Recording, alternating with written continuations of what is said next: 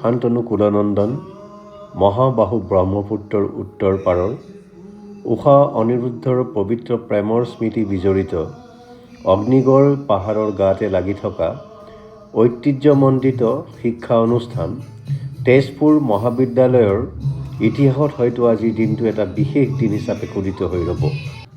কাৰণ তেজপুৰ মহাবিদ্যালয়ে Tezpur college digital লাইব্ৰেৰীৰ জৰিয়তে তেজপুৰ মহাবিদ্যালয়ৰ ছাত্ৰ ছাত্ৰীসকলৰ বাবেই নহয়, সমাজৰ আৰু ৰাইজৰ বাবে সেৱা আগবঢ়াবলৈ গৈ আছে।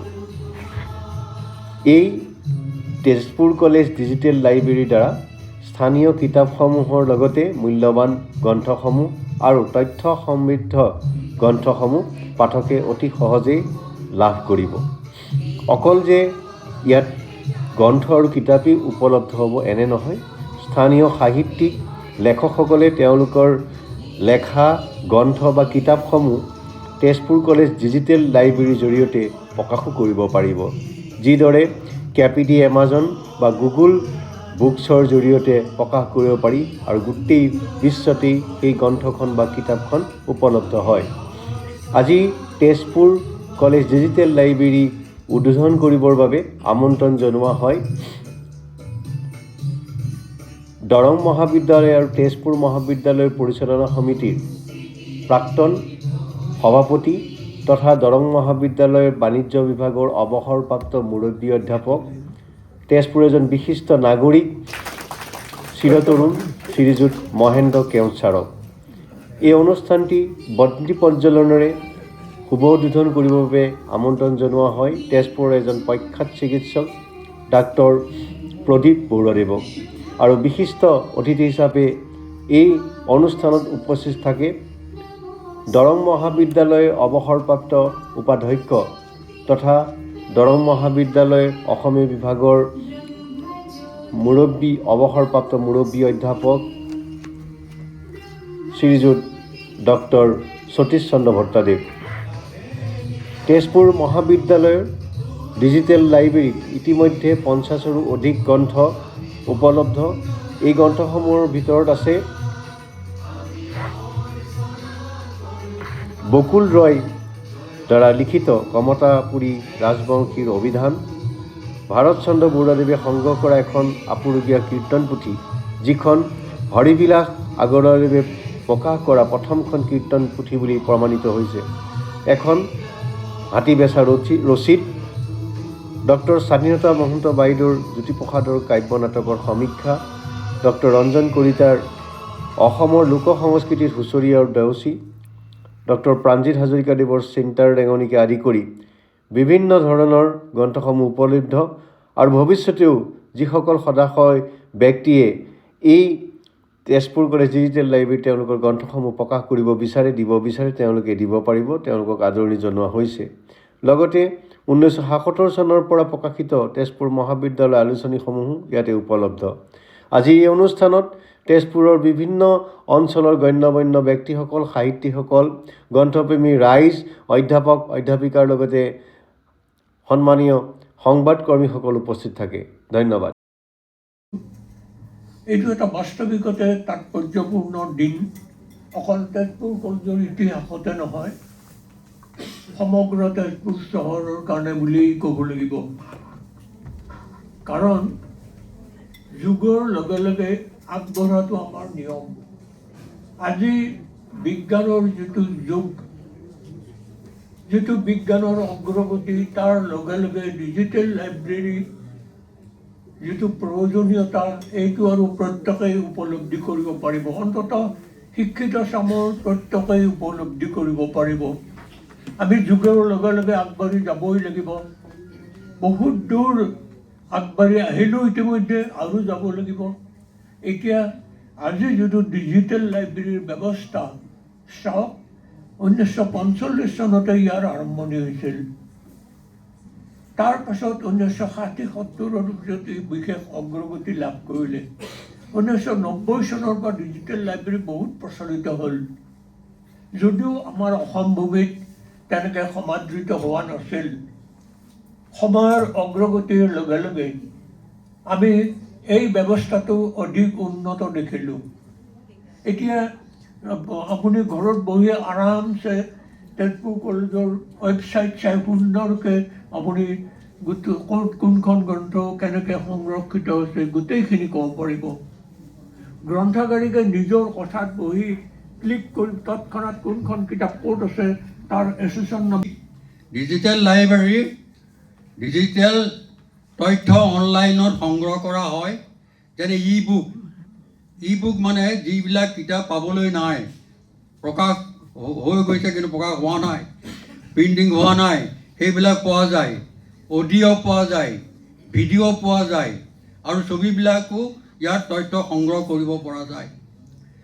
ভাৰতৰ ৰাষ্ট্ৰীয় ডিজিটেল লাইব্ৰেৰী আৰু ইণ্টাৰনেট আৰ্কিভৰ এটা বিশাল সম্পদ তৈয়াৰ কৰে, বিশাল তথ্যৰ সৃষ্টি কৰে। তাত ছাত্ৰ ছাত্ৰীসকলে, গৱেষকসকলে, জনসাধাৰণে সেইবিলাক ব্যৱহাৰ কৰি তেওঁলোকক যিবিলাক উদ্দেশ্য, সেই উদ্দেশ্যত এখন বিশেষ কিতাপৰ প্ৰয়োজন হয়, তেতিয়াহ'লে হয়তো আমি সেই বিশেষ লেখক বা লেখিকাগৰাকীক আমি লগ ধৰি সেই কিতাপখন ল'ব লাগে তথ্যৰ কাৰণে, বা নিৰ্দিষ্ট এটা লাইব্ৰেৰীলৈ যাব লাগে। ধৰা হওক বকুল বাইদেউৰ যিখন কমতাপুৰী ৰাজবংশীৰ অভিধান, কাৰোবাক কিবা লিখিবৰ কাৰণে কিবা এটা তথ্য দৰকাৰ হ'ল, প্ৰয়োজন হ'ল, তেতিয়া হয়তো সেই ব্যক্তিজনে বাইদেউৰ লগত যোগাযোগ কৰিব লাগিব, নহ'লে নিৰ্দিষ্ট লাইব্ৰেৰীলৈ গৈ পেলাই সেই কিতাপখন চাব লাগিব, কিবা এটা তেওঁ তাৰ তথ্য দিব বিচাৰিছে। কিন্তু যদি সেই বাইদেউৰ কিতাপখন আমাৰ তেজপুৰ কলেজ ডিজিটেল লাইব্ৰেৰীত উপলব্ধ হয়, তেতিয়াহ'লে যিকোনো স্থানৰ পৰা বাইদেউলৈ যদি ফোন কৰে, বাইদেৱে মাত্ৰ লিংকটো পঠাই দিব বা ক'ব পাৰিব যে তেজপুৰ মহাবিদ্যালয়, তেজপুৰ কলেজ ডিজিটেল লাইব্ৰেৰীত সেইখন উপলব্ধ হ'ব। বৰ্তমান 50ৰো অধিক গ্ৰন্থ আমি ডিজিটেল লাইব্ৰেৰীৰ দ্বাৰা প্ৰকাশ কৰিছোঁ। তাৰ মাজত আছে ভাৰতচন্দ্ৰ বৰুৱাদেৱে সংগ্ৰহ কৰা এখন আপুৰুগীয়া কীৰ্তন পুথি, হাতীবেচা ৰুচিত ডক্টৰ স্বাধীনতা মহন্ত বাইদেউৰ জ্যোতি প্ৰসাদৰ কাব্য নাটৰ সমীক্ষা, ডক্টৰ ৰঞ্জন কলিতাদেৱৰ অসমৰ লোক সংস্কৃতিত হুঁচৰি আৰু দেউচী, ডক্টৰ প্ৰাণজিৎ হাজৰিকাদেৱৰ চিন্তাৰ ৰেঙনি ইত্যাদি গ্ৰন্থসমূহৰ উপৰিও তেজপুৰ মহাবিদ্যালয়ত প্ৰকাশিত 1977 চনৰ পৰা মহাবিদ্যালয়ৰ আলোচনী কপি ইয়াতে উপলব্ধ।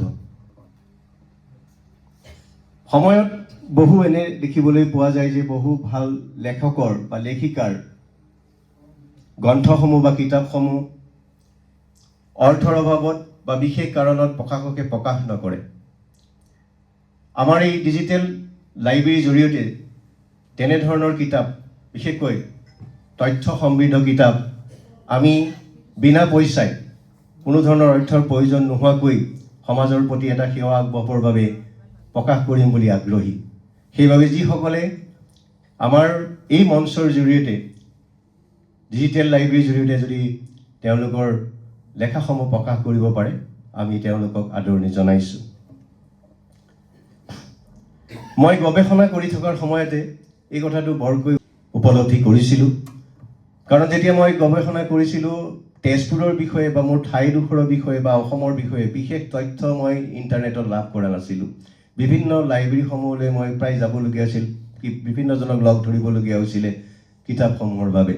আৰু তেতিয়াই মোৰ এটা সপোন আছিলে যে এটা ডিজিটেল লাইব্ৰেৰী এটা প্ৰতিষ্ঠা কৰা, কিন্তু সেই সময়ত মোৰ শক্তি সমৰ্থ নাছিলে, সেইবাবে কৰিব পৰা নাছিলোঁ। আজি মোৰ সেই সপোনক বাস্তৱত পৰিণত কৰাত সহায় কৰিলে তেজপুৰ মহাবিদ্যালয়ৰ পুথিভঁৰালৰ গ্ৰন্থগাৰিকা ডক্টৰ মিতালী গোস্বামী বাইদেউ আৰু পুথিভঁৰালৰ সহায়ক শ্ৰীযুত প্ৰাঞ্জল দাসে। তেওঁলোকে যেতিয়াই যিটো বস্তু মই যেনেদৰে বিচাৰিছোঁ তেনেদৰে তেওঁলোকে যোগান ধৰিছে।